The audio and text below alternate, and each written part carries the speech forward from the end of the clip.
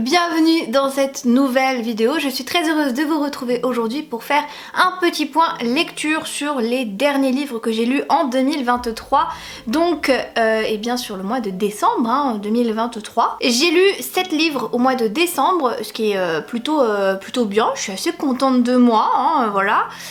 Surtout que je sors d'une panne lecture, si vous vous en souvenez et que vous avez vu mes dernières updates lecture, ça a été un petit peu compliqué pour moi à la fin d'année. Et d'avoir finalement ce rythme assez régulier que j'ai repris, et bien ça a fait que j'ai, je trouve en tout cas, pas mal lu en tout cas sur cette fin d'année. Et en plus, le fait d'avoir lu ces livres-là, et bien ça a fait que j'ai rempli un petit objectif dans ma tête parce que je voulais lire 100 livres. Alors de base, mon challenge book node était à 60 livres et je l'ai défoncé ce challenge cet été. Donc les 60 livres étaient passés depuis le mois de juillet en fait, et j'avais du coup envie de passer la barre des 100 livres, et grâce à ces lectures que j'ai fait au mois de décembre, j'ai lu 100 livres. Alors en soi on s'en fout parce que ce n'est qu'un chiffre, mais c'était moi dans ma tête, je m'étais mis un petit objectif et bref. Ne faites pas attention à mes tocs de lectrice. Comme toujours, si vous aimez ce genre de vidéo, n'hésitez pas à mettre un petit pouce vers le haut, ça me fera plaisir. Vous pouvez aussi me laisser un petit commentaire en me disant vous quel a été votre bilan du mois de décembre. Je suppose que beaucoup d'entre vous ont lu des romances de Noël. Vous allez vite voir que moi, ce n'est pas mon cas. Mais bon, on va y revenir. Et bien sûr, si vous êtes trop timide pour commenter, vous n'avez qu'à me mettre un emoji neige. Parce qu'en fait, aujourd'hui, eh bien, il a neigé en région parisienne. Et du coup, eh ben, c'est trop beau et je suis trop contente. Ça fait des paysages enchantés et magiques. Donc n'hésitez pas à me mettre plein d'émojis neige. Comme ça, peut-être que ça me portera chance et qu'il reneigera encore. Allez, on est parti du coup pour faire le point lecture. On va commencer du coup par les graphiques comme toujours. J'ai deux graphiques à vous présenter, deux graphiques qui ont été plutôt sympathiques en plus à lire. Donc je suis très contente de vous en parler aujourd'hui. Et j'ai d'abord lu Hungry Ghost de Victoria Ying que j'avais reçu de la part de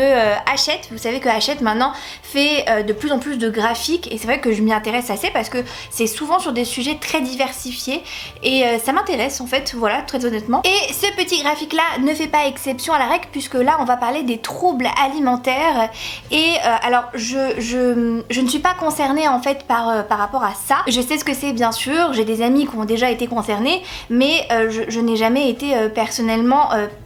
dans cette boucle des troubles alimentaires et c'est vrai que ça m'intéressait assez de voir comment le sujet était traité. Je trouvais ça assez intéressant et en plus j'avais envie de voir en fait le graphique comment il était parce que j'avais vu des très bons retours dessus, donc du coup j'étais assez curieuse de voir un petit peu ce que ça donnait et je n'ai absolument pas été déçue. J'ai adoré ce graphique, vraiment il est super. Ça traite donc comme je vous l'ai dit de troubles alimentaires et plus spécialement notre héroïne qui s'appelle Valérie, qui est une lycéenne très discrète mais très studieuse. Elle se considère comme quelqu'un de plutôt gentille et c'est vraiment ce qu'elle est pour le coup. Elle essaye toujours de rendre service le plus possible, elle essaye toujours d'être une bonne fille pour ses parents et j'ai énormément aimé en fait comment le sujet avait été traité, c'est-à-dire qu'on est vraiment dans sa tête, on voit comment en fait elle se perçoit et c'est très dur parce qu'en fait depuis qu'elle est toute petite ses troubles alimentaires sont apparus parce que sa mère ne voulait pas qu'elle grossisse. Sa mère déteste l'idée qu'elle devienne grosse parce que sinon oh là là, oh mon dieu, sa vie va être gâchée, oh là là mon dieu, personne ne l'aimera, les garçons ne se retourneront jamais sur elle, elle sera seule, elle sera mal aimée et puis en plus pour sa santé, oh là là. Donc du coup depuis qu'elle est petite en fait elle a sa mère qui eh bien a un peu régi son alimentation et en fait au fur et à mesure des années ça va s'aggraver ces troubles alimentaires au point que eh bien après chaque repas elle va se faire vomir et c'est très dur honnêtement quand j'ai commencé le roman c'était vraiment très dur parce que je sentais vraiment son mal-être qui était débordant et le fait en fait qu'elle calculait en tout, c'est-à-dire que dès qu'elle mangeait quelque chose, elle calculait et il fallait absolument qu'elle se fasse vomir et si elle ne se fait pas vomir, eh bien elle se sent super mal, elle a l'impression que les murs se rétrécissent sur elle, que tout le monde est en train de la regarder parce que du coup elle est grosse et que tout le monde la pointe du doigt, tout le monde est dégoûté par elle. C'est vraiment très dur à lire mais il y a un gros côté psychologique que j'ai trouvé vraiment intéressant et qui m'a beaucoup plu et je trouvais que le sujet était bien traité. Alors après, vu que voilà, je suis pas concernée, enfin j'ai l'impression que c'est bien traité en tout cas. Par contre bien évidemment c'est pas à mettre dans les mains de tout le monde, hein. Parce que du coup ça découle après sur toute l'anxiété que ça peut provoquer, sur les relations sociales qu'elle peut avoir, sur les relations avec sa famille, enfin c'est très compliqué, jusqu'au jour où elle va faire un voyage en fait à Paris et là tout va basculer parce qu'elle va apprendre une terrible nouvelle et elle va devoir faire face en plus de ses propres démons intérieurs. Et c'est très beau comme roman aussi parce qu'à la fin en fait elle apprend à demander de l'aide, elle apprend à essayer de s'accepter telle qu'elle est sans vouloir vous spoiler l'histoire, mais bon je pense que vous vous doutez un peu, il y a quand même un message derrière et c'est intéressant parce qu'en plus elle a une meilleure amie, sa meilleure amie qui est grosse en fait. Et sa meilleure amie en fait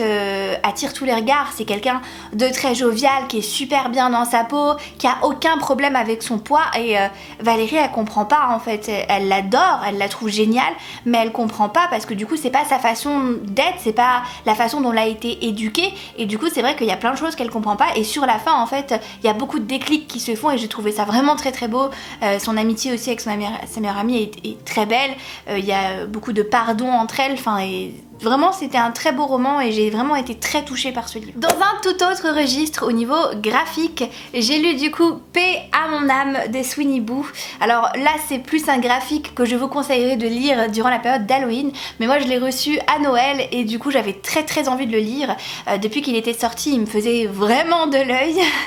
Il était dans le haut de ma wishlist niveau graphique et quand je l'ai eu pour Noël j'ai sauté dessus parce que j'avais tellement envie de me faire mon avis sur ce graphique que et du coup je l'ai lu et je l'ai lu d'une traite et j'ai trouvé que c'était plutôt sympathique, honnêtement j'ai bien aimé. Par contre il y a énormément de ressemblances avec la série Mercredi Addams, vous savez, bien que ça soit dans un univers avec des sorcières et que c'est un peu différent, mais il y a le style gothique,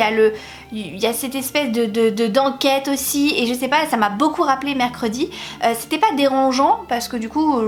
voilà, j'ai trouvé que ça faisait un clin d'œil. Après je pense qu'en plus le graphique était peut-être sorti avant la série, enfin que c'est pas du tout inspiré par ça, je pense pas, mais j'ai retrouvé ce côté-là qui m'a quand même assez bien plu. Nous allons suivre du coup dans cette histoire Abigail qui est une sorcière, donc là on est vraiment dans une école de sorciers et sorcières et en fait sa sœur de cœur va disparaître un jour et personne va vraiment s'en inquiéter, enfin si ils vont s'en inquiéter mais sans vraiment faire beaucoup de recherches et en fait la dernière fois qu'on l'a vue elle partait en direction de la forêt dite interdite et depuis on l'a jamais revue, sauf qu'en fait quand on va dans cette forêt et bien généralement on n'en revient jamais. Il y a tout un mythe qu'il y a autour de cette forêt qui perdure depuis des années et des années et les élèves n'ont pas le droit d'y aller parce que c'est dangereux et effectivement elle a été vue pour y aller et puis elle n'en est pas ressortie et Abigail du coup va mener l'enquête. Elle ne comprend pas du coup pourquoi sa sœur de cœur en fait y a été parce qu'elle connaît les risques et elle comprend pas pourquoi elle a pris ce risque inconsidéré en sachant toutes les rumeurs qu'il y a. Apparemment il y aurait un monstre dans cette forêt qui dévorerait les sorciers et les sorcières qui y rentreraient, c'est une forêt très mystique, très ancienne, donc du coup elle comprend pas vraiment, elle va mener l'enquête et j'ai trouvé ça vraiment très sympa comme univers.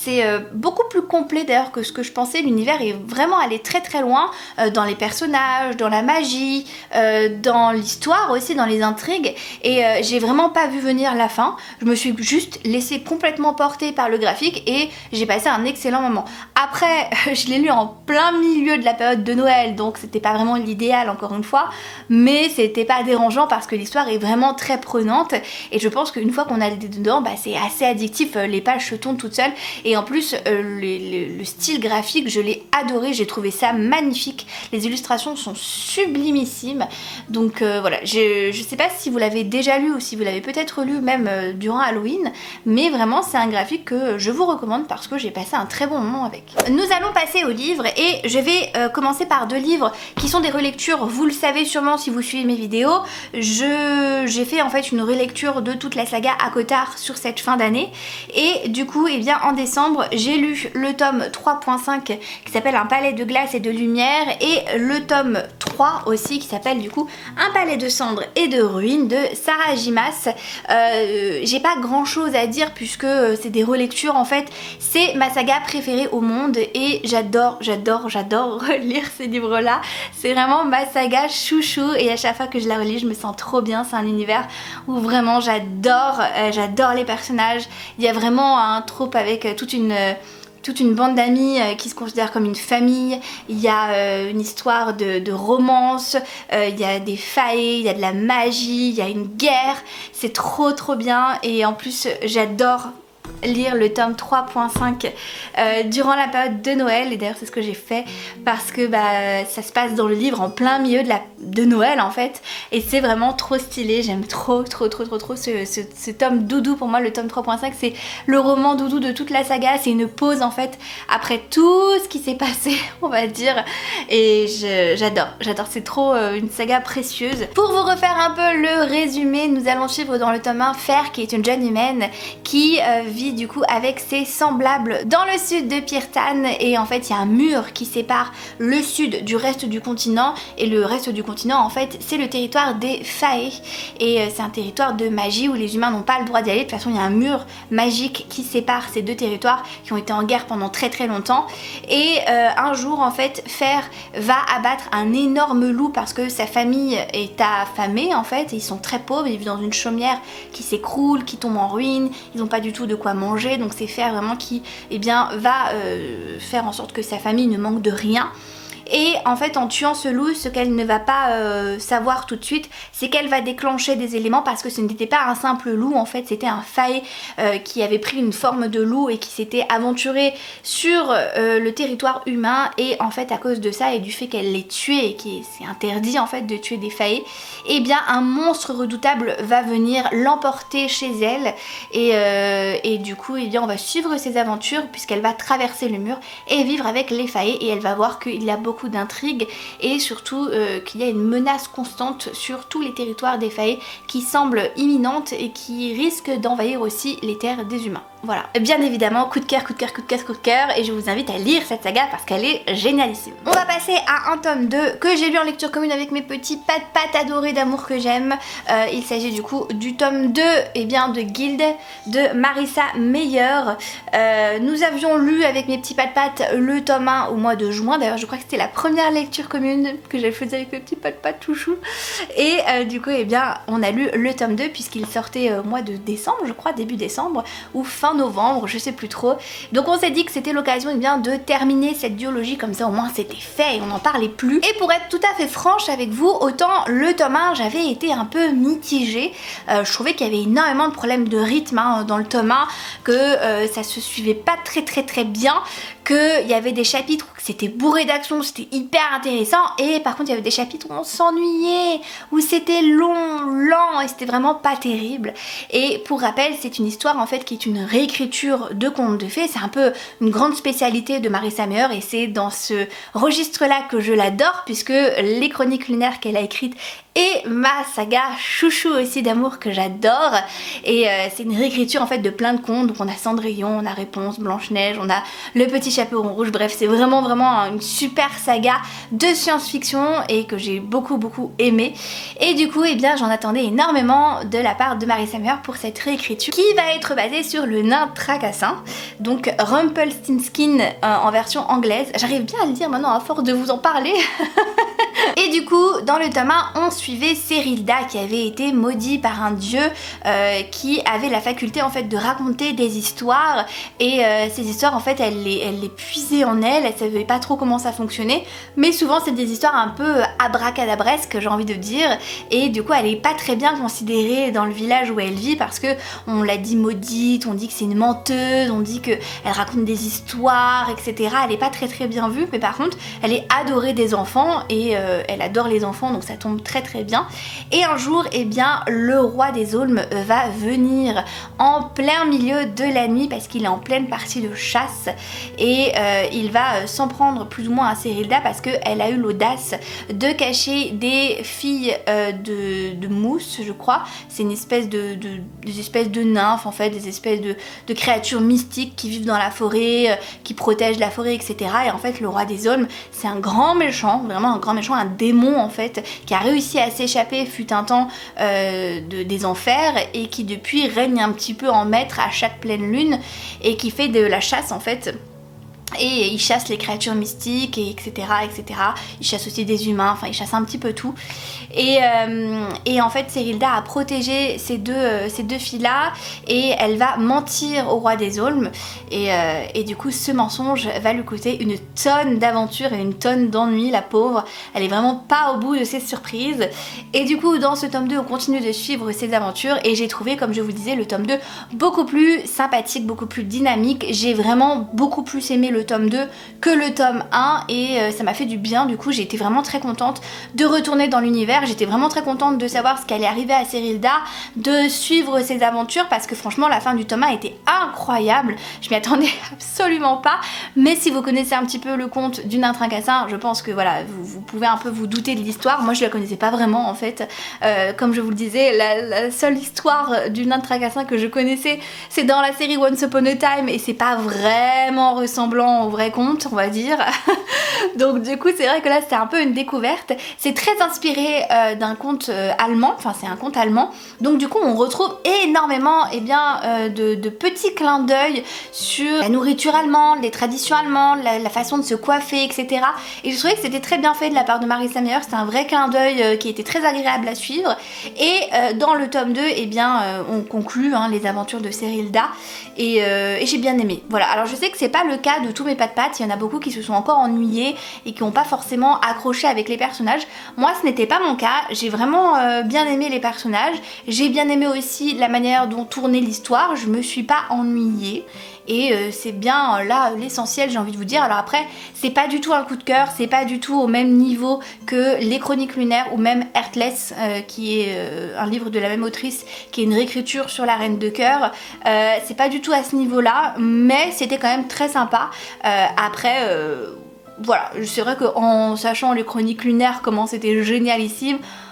bon j'en attendais un petit peu mieux c'est vrai, mais j'ai trouvé quand même ça sympa. Voilà. Je vous disais en début de vidéo que je n'ai lu aucune romance de Noël parce que j'avais laissé une petite chance aux romances de Noël l'année précédente et ça l'avait vraiment pas fait pour moi en fait. Pourtant j'aime bien regarder des films de Noël de temps en temps, c'est vrai que c'est assez mignon, c'est assez chill et tout, ça me plaît bien. Mais en version livre, je sais pas, j'y arrive pas du tout en fait, je suis pas du tout convaincue par les romances parce qu'à chaque fois c'est beaucoup trop rapide et je sais pas, ça me gêne en fait. Donc du coup je me suis dit cette année aucune romance de Noël. Par contre, pourquoi pas se faire un Cozy Mystery Noël? Ça peut être sympa. La fille un peu glauque sur les bords quand même qui se dit que Noël c'est quand même une période magique, donc pourquoi pas lire un thriller où tout le monde meurt en fait, bien sûr. Donc du coup vous l'avez deviné, j'ai lu Meurtre sur le Christmas Express de Alexandra Benedict que j'ai lu en lecture commune avec mon amie la bibliothèque d'Emilia. Je vous remets sa chaîne dans la barre d'infos, n'hésitez pas à aller voir. Et du coup j'ai bien aimé cette lecture. J'avais lu l'année dernière un livre d'elle pareil à la période de Noël qui était Petit meurtre à Endgame et qui avait été une légère déception parce que je vous avais dit à l'époque que ce thriller était très psychologique. Il se passe rien la première partie du roman et c'est vraiment dans la tête en fait de l'héroïne où on resuit en fait tout son parcours, tout son passé, tous ses liens familiaux et ça m'avait un peu ennuyée. Là c'est assez similaire honnêtement, c'est-à-dire que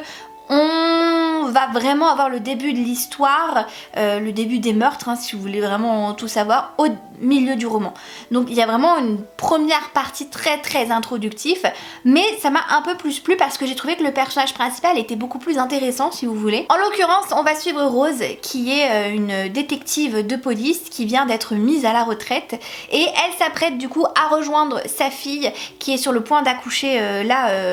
sous quelques heures en fait, et elle va la rejoindre dans les Highlands en Écosse et elle va prendre le train pour ça. On est du coup quand ça commence le 24 décembre et son train du coup est censé arriver dans la soirée, quelque chose comme ça, donc elle se dit que elle va vite rejoindre sa fille, qu'elle pourra être là pour l'accouchement, que ça sera sympathique, etc. En sachant qu'elle a un lien assez particulier avec sa fille, un peu voilà comme ça. Et il faut savoir que dans ce livre il y a des sujets qui sont traités que j'ai trouvé géniaux. Voilà, je le dis, c'est des sujets que j'ai pas franchement l'occasion de voir beaucoup, notamment dans les Cozy Mystery parce que j'en lis pas beaucoup aussi. Mais là, on va parler vraiment des sujets de type agression sexuelle. On va parler aussi du sujet de l'emprise dans les relations amoureuses. On va parler de beaucoup de choses comme ça et j'ai trouvé que c'était vraiment très bien fait parce que là encore une fois on va être aussi dans la tête de Rose, on va suivre son passé, mais elle a un passé qui est assez sombre et qui est pourtant très bien traité en fait malgré le thème voilà. C'est très très bien traité, j'ai trouvé que l'autrice expliquer vraiment bien les choses en fait parce que en fait notre personnage principal a été violé quand elle était très jeune, elle a été violée quand elle était enceinte de sa fille, donc ça a été beaucoup de traumatisme d'un coup, ça a été beaucoup d'un coup en fait pour elle, surtout qu'elle était très jeune quand elle a eu sa fille, elle était étudiante. Donc ça a été très compliqué et en fait encore aujourd'hui alors qu'elle a plus de 50 ans, eh bien elle est hantée par ces souvenirs là, elle a du mal encore à se souvenir pleinement de ça. Elle a fui très longtemps son rôle de mère, enfin c'est très compliqué et j'ai trouvé que c'était vraiment très bien traité. Et puis du coup dans l'histoire en fait si vous voulez on va être en plein milieu d'un quai de gare, c'est comme ça que ça va commencer et petit à petit on va suivre, enfin on va pas suivre mais on va voir les personnages qui vont faire partie de l'intrigue et on va les rencontrer petit à petit, toujours en suivant le point de vue de Rose et après eh bien le train va démarrer et eh bien en plein milieu du chemin finalement une tempête de neige va faire que le train va dérailler etc, ça va être un peu la merde et du coup impossible de repartir avant plusieurs heures et là qu'est-ce qui se passe pendant ces plusieurs heures, et bien boum, un assassin arrive et commence à tuer des gens en fait et Rose qui est une ancienne détective de police et bien va mener l'enquête et l'enquête était super en fait, j'ai pas forcément vu venir le tueur, j'ai trouvé que c'était plutôt bien fait et j'ai adoré la fin aussi, franchement c'est un livre que j'ai beaucoup aimé, qui est pas noir ou blanc, qui est plein de nuances de gris en fait, qui nous explique pas mal de choses sur les traumatismes et vraiment le sujet le plus mis en avant c'est les agressions sexuelles, donc c'est pas forcément à mettre dans les mains de tout le monde si c'est un sujet qui peut vous heurter. Moi j'ai trouvé que c'était très bien fait, il y a beaucoup d'émotions dans le livre, beaucoup de retours psychologiques, on voit énormément de choses en fait et on voit aussi pas mal de choses au travers des femmes qui parcourent ce livre là et j'ai vraiment beaucoup aimé et je suis très contente du coup de l'avoir lu parce que je m'attendais pas du tout à ça, ça a été une vraie surprise et au-delà de l'enquête j'ai aimé tous les messages qui étaient véhiculés, donc j'ai trouvé ça super chouette et je vous le recommande du coup peut-être pour le Noël prochain, sauf si ça vous dérange pas de lire un livre qui se passe à Noël, mais c'était vraiment un super cosy mystery et je suis très contente de lui avoir donné une chance parce que c'était pas forcément donné étant donné que j'avais été déçue de son premier roman à Alexandra Benedict, mais ouais franchement c'était super chouette et le fait que ça se passe dans un huis clos aussi, ça a augmenté la tension en fait et on savait pas qui était le prochain à mourir et tout, enfin il y a plein de choses qui étaient hyper positives dans le livre. Et nous allons terminer par le dernier livre que j'ai lu au mois de décembre en lecture commune avec les doudous anonymes, qui a été une grosse déception. Si vous avez vu ma vidéo sur mes déceptions de l'année 2023, vous n'êtes pas déçus, d'ailleurs je vous remets la vidéo juste ici si vous ne l'avez pas vue.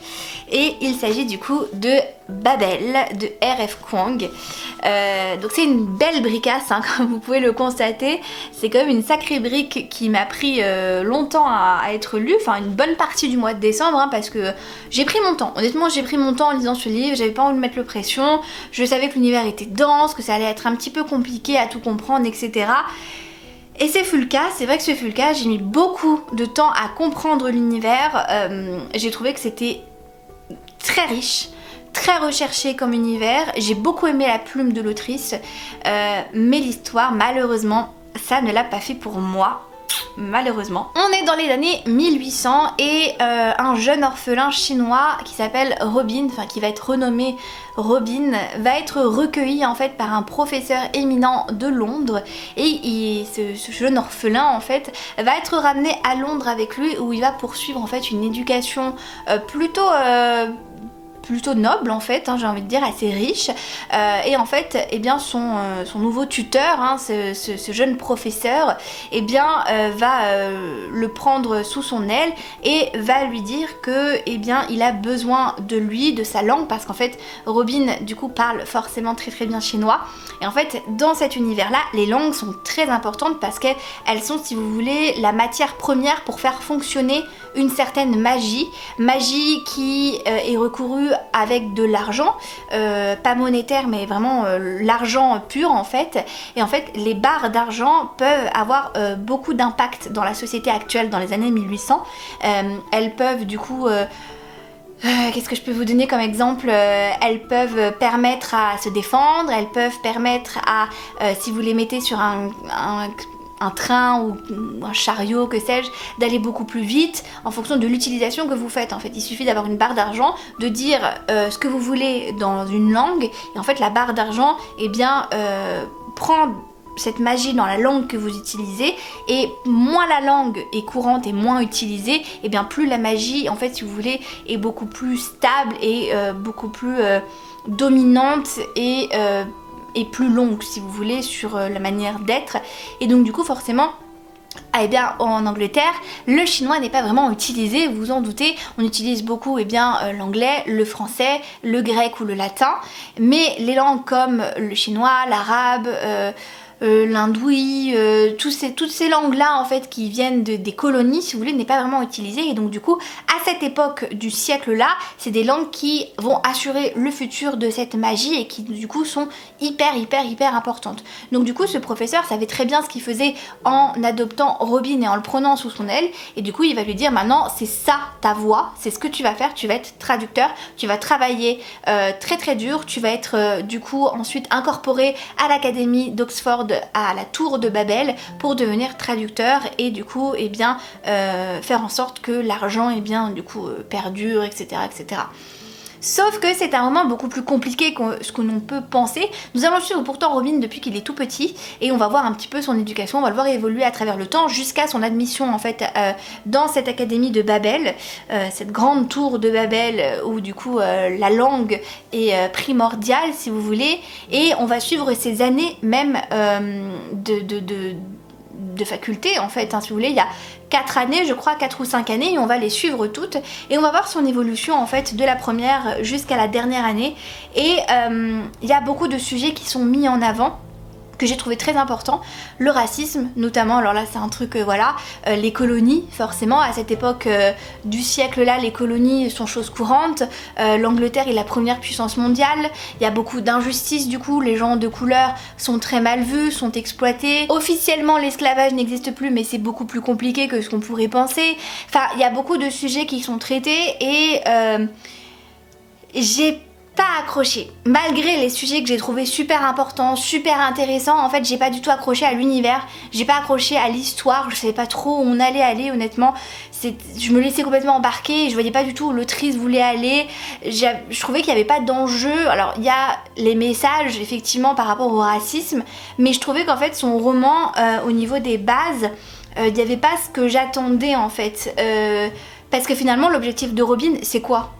C'est quoi en fait? C'est quoi son objectif? On sait pas en fait. On le suit mais on sait pas. Même lui il sait pas ce que c'est son objectif, donc du coup on le suit voilà, dans ses études, on les suit à droite, à gauche. C'est un roman qui est très lent, qui met du temps à vraiment démarrer, où c'est très dense, c'est très compliqué je trouve de comprendre les notions de ce livre là. Et après, petit à petit, on voit Robin qui ouvre les yeux par rapport à l'Angleterre, par rapport à son précepteur, par rapport à beaucoup de choses. Et je sais pas, il y a des choses que j'ai trouvées vraiment très bien faites. Les messages, les recherches que l'autrice a faites, la traduction, le travail qu'elle a fait sur beaucoup de choses était vraiment super. Elle était très documentée, elle voulait dénoncer beaucoup de choses et j'ai trouvé que c'était vraiment super. J'ai rien à dire par rapport à ça parce que vraiment voilà, mais le côté en fait histoire, intrigue, personnage, c'était assez creux en fait si vous voulez. Alors les messages étaient là mais le reste était trop creux à mon sens, et ce qui fait que je me suis ennuyée, je me suis pas du tout attachée aux personnages, je les ai pas du tout trouvés sympathiques parce qu'on va suivre en fait tous les personnages qui vont entourer Robin, qui vont être ses amis en fait à la faculté, qui ont tous des histoires propres en fait, et j'ai pas réussi à m'attacher à eux en fait. Je sais pas, il y avait quelque chose qui faisait que je m'attachais pas du tout à eux, et en fait en voyant petit à petit comment ça a découlé et comment ça partait en cacahuète totale, j'ai pas forcément adhéré au message de la fin qui m'a un peu choquée honnêtement. On prône beaucoup la violence finalement pour la violence, parce que du coup on estime que pour se faire entendre eh bien pour avoir un message fort, il faut du coup laisser la violence, laisser la mort, laisser tout ça en fait arriver, et je suis pas forcément pour la violence, quel que soit le message que vous voulez faire passer, c'est pas quelque chose qui me met... Voilà, ça me met très mal à l'aise en fait. Et du coup le message qu'elle a fait passer sur la fin c'était ça en fait, c'était la violence pour la violence, laissons les gens mourir, laissons les gens... Enfin c'est vraiment assez violent honnêtement, sans vouloir trop rentrer dans les détails, et du coup ça m'a mis un peu mal à l'aise. C'est pas... Je comprends ce que l'autrice a voulu faire, combattre le feu par le feu, mais... à mon sens c'est pas ce que j'aurais voulu voir. Après je pense que c'est malheureusement une réalité de notre société où je fais un peu l'autruche. Bonjour les bisounours et tout ça, voilà, ça c'est mon univers, c'est pour ça que je reste enfermée chez moi d'ailleurs, que je ne sors pas, parce que le monde me fait peur, mais du coup c'est pas forcément quelque chose auquel j'adhère, voilà, c'est tout. Après le roman est très bien construit, comme je vous le dis, dans son univers, j'ai rien à dire sur ça, j'ai rien à dire sur les messages, je les ai trouvés très importants, là dessus il n'y a aucun problème par rapport à ça, mais le reste ça l'a pas fait malheureusement. Donc du coup je pense que c'est pas vraiment un livre fait pour moi, et je pense que de manière générale le style Dark Academia c'est pas du tout fait pour moi, parce que quand j'ai lu Atlas Six l'année précédente encore, j'allais dire l'année dernière, mais non, l'année dernière c'était en 2023, en 2022 du coup, et bien je n'ai pas adhéré parce que pareil, je me suis pas accrochée au personnage, j'ai trouvé l'univers trop compliqué, j'ai trouvé qu'il n'y avait pas d'enjeu, je trouvais que ça partait dans tous les sens, et bah c'est un peu ça en fait avec Babel, donc je pense que c'est pas vraiment un style fait pour moi, ce qui est un peu embêtant parce que j'ai quelques titres encore dans ma pile à lire. Peut-être que je vais redonner une chance, hein. Peut-être que je vais finir par oublier et me dire oh bah tiens pourquoi pas essayer la Dark Academia. Mais en tout cas voilà, je suis un peu déçue de ce livre là. Je pense que c'était pas forcément fait pour moi, malheureusement. Voilà du coup pour mes lectures du mois de décembre 2023. J'espère que vous avez passé un très bon moment en ma compagnie. N'hésitez pas à me dire en commentaire hein, si vous avez lu certains des livres que j'ai présentés, si vous avez le même avis que moi ou non. C'est toujours très intéressant d'en parler parce que y a certains livres que j'adore et que vous n'avez pas aimé pour X ou Y raison, et au contraire des livres qui pour moi ont été des déceptions et que vous avez adoré. Donc je trouve que c'est toujours hyper intéressant en fait d'échanger sur nos avis, et je trouve ça super qu'on puisse déjà échanger en toute bienveillance et d'avoir les avis des uns et des autres, parce que ça prouve bien que on a tous des goûts différents. Je sais que je l'ai déjà dit dans la fameuse vidéo de mes déceptions, mais c'est très important de le dire, on a vraiment des goûts très différents, et encore une fois c'est pas parce que j'ai adoré un livre ou que j'ai pas du tout aimé un livre que ça sera votre cas. Vraiment il faut toujours donner une chance au livre et voir ce qu'on peut en tirer, et c'est toujours intéressant d'avoir son propre avis dessus. Voilà, sur ces bonnes paroles les amis, je vous fais de très très gros bisous, je vous souhaite d'excellentes lectures et je vous dis à très vite dans une prochaine vidéo. Ciao ciao.